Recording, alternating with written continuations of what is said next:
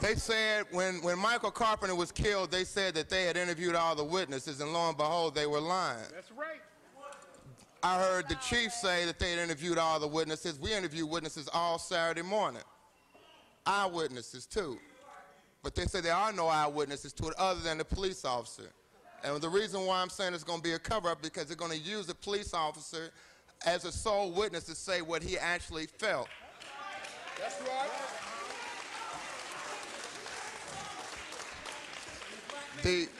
The family of Timothy Thomas is sitting to my right. They have been harassed by the police this morning. The young lady who is the mother of Timothy's son had a cigarette thrown at her by a police officer. And his sister. And his sister.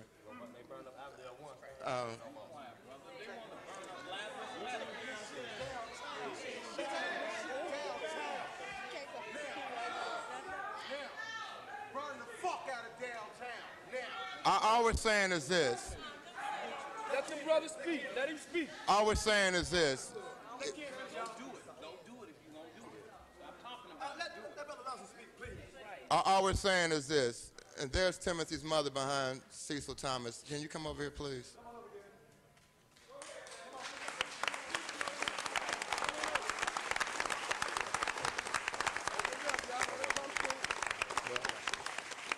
You got to do that on your own time. Let up.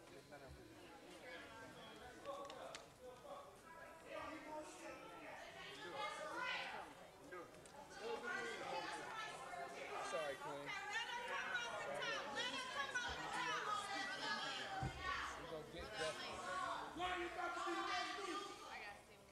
All we're saying is right now we would like an explanation from our police division on why her son was shot in the chest when he was unarmed.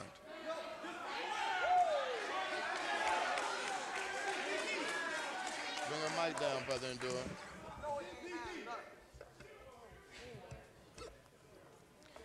My question is, how can my son survive 15 years in the south side of Chicago with no record of any kind and get here in a place that's supposed to be better and be shot and killed, and no one wants to tell me why?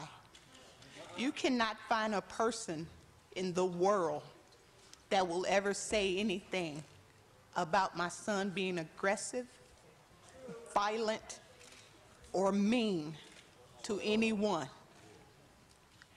And you tell me why no one from the police department informed me of my son being shot.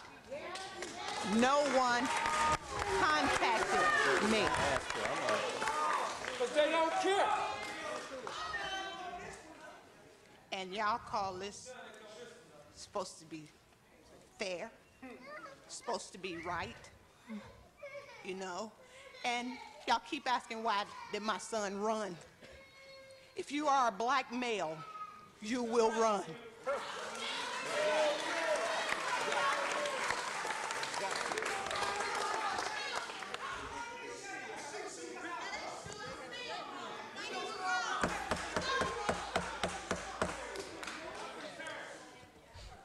So what answers do you have for what's going on? It's not the first, second, third, fourth, fifth, sixth, seventh, eighth, ninth, or 10th time this has happened. And it's still the same. And everybody that has lost a loved one in this manner, they ran an ad saying out of 15, almost all of those officers were exonerated. It was only one that was charged with anything. So do you mean to tell me that's what I have to look forward to in my situation? And all the other mothers in our situations? These people might have been insignificant in y'all lives, but they were our lives. And everybody's life is important. You took him from his family and his son, and we deserve to know why. And don't get me wrong, even when you tell me why, it's not going to make it better. But at least I've been and heard you acknowledge the fact that you took a part of my life from me. So I demand to know why. There was, over the weekend, and what bothers me about what the chief of police and the safety director said was, over the weekend, a young lady had killed her 2 kids. And the police division can talk about the facts of that case. They can get on, even though she was in court and her case is going to the grand jury, the Cincinnati Homicide Division can get on TV and tell us what happened. Why can they not get on TV and tell us what happened here? But they're trying to cover it up. Right. We tired of running. The only conceivable reason I can think of why they would not tell us is because they are trying and attempting to cover up the murder of her son. That's right.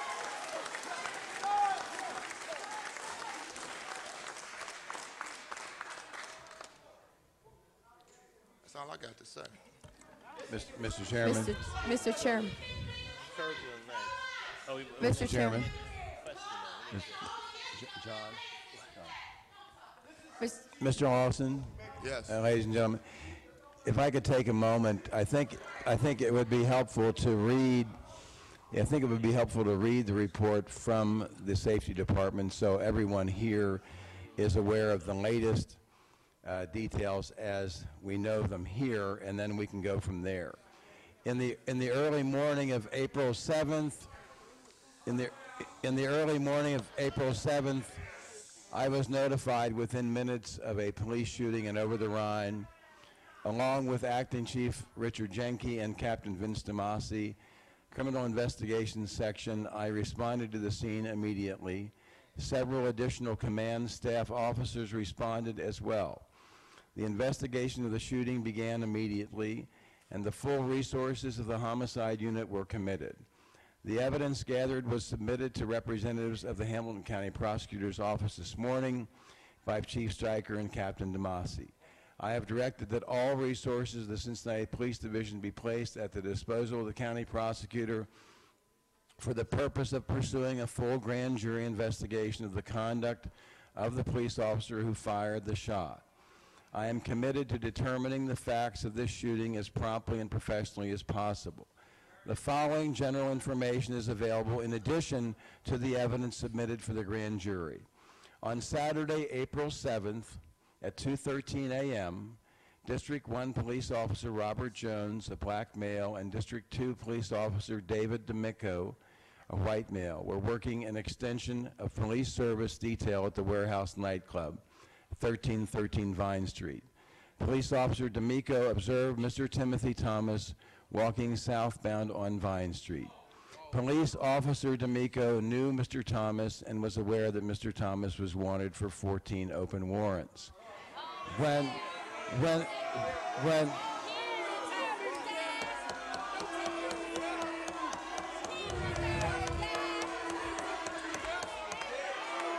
Police Officer D'Amico and Mr. Thomas saw each other, Mr. Thomas fled southbound on Vine Street.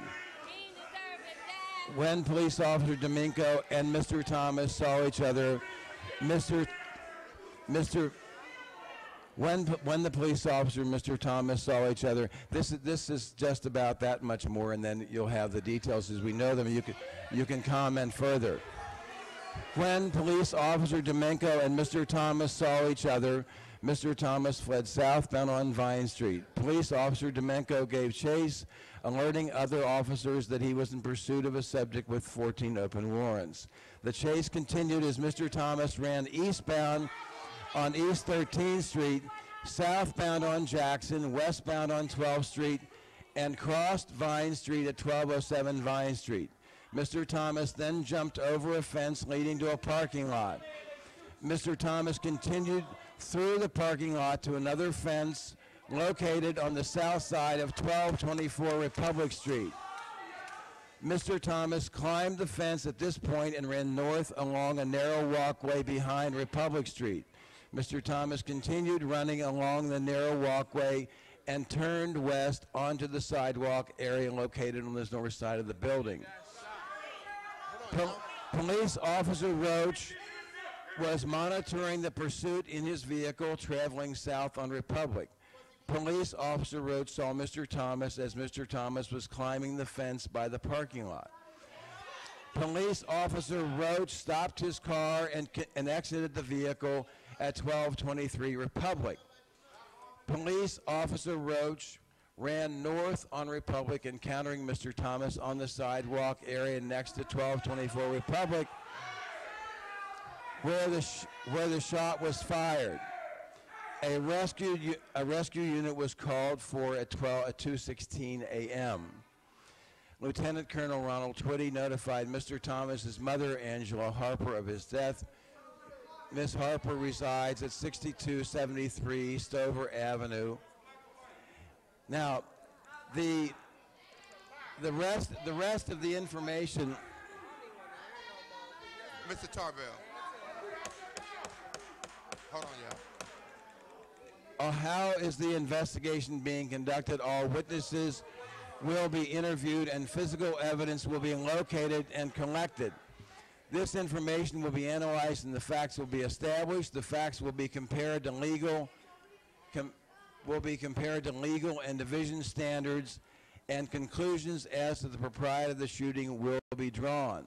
The investigation is a joint effort between the police division and the Hamilton County Prosecutor's Office. A former police officer. Representatives of the police division met with representatives of the prosecutor this morning on April the 9th, and this prosecution is being given the highest priority. Mr. Tarbell.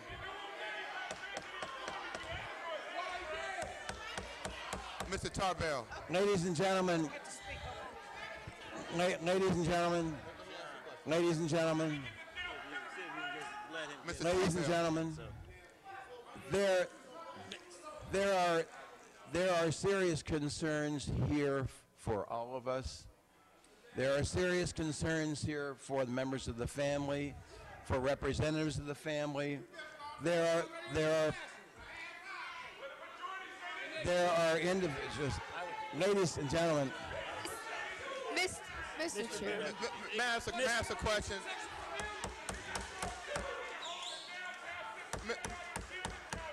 Mr. Lawson. Mr. Tarbell, you missed my point. When you read from that safety director's statement, he still does not say why Officer Roach shot him. That's what we want to know.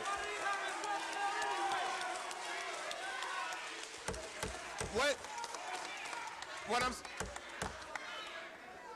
Mr. Tarbell, he had the point. The point that I'm making is this: they had to get those facts from interviewing the officers. The only fact that we want to know is when the man came around the corner, why did you shoot him? And that part's missing. That's what we're down here for. Why would they not put that in there, is my question to you. Well, I think that Mr. Chair. Mr. Booth. You want to talk?